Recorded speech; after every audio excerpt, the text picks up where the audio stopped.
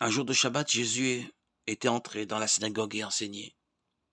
Il y avait là un homme dont la main droite était desséchée. Les scribes et les pharisiens observaient Jésus pour voir s'il ferait une guérison le jour du Shabbat. Ils auraient ainsi un motif pour l'accuser. Mais lui connaissait leur raisonnement, et il dit à l'homme qui avait la main desséchée, « Lève-toi et tiens-toi debout, là au milieu. » L'homme se dressa et se tint debout. Jésus leur dit, « Je vous le demande, est-il permis le jour du Shabbat de faire le bien ou de faire le mal, de sauver une vie ou de la perdre ?»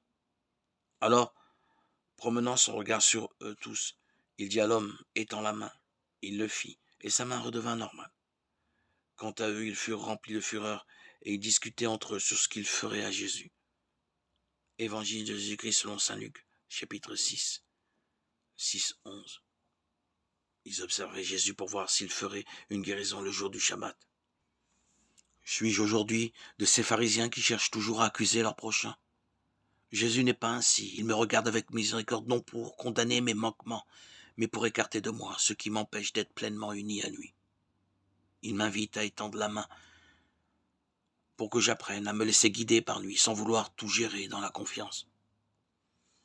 Seigneur Dieu, par toi nous vient la rédemption, par toi nous est donnée l'adoption filiale. Dans ta bonté, regarde avec amour tes enfants, à ceux qui croient au Christ, accorde la vraie liberté et la vie éternelle en héritage.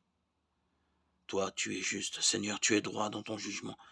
Agis pour ton serviteur selon ta miséricorde. Psaume 118, 137.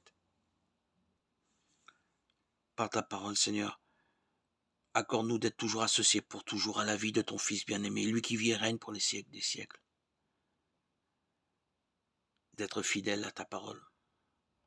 De prendre davantage conscience de notre unité par le Christ, notre Seigneur. Mes brebis écoutent ma voix, dit le Seigneur, moi je les connais, et elles me suivent. Jean 10, 27. Alléluia. Alléluia.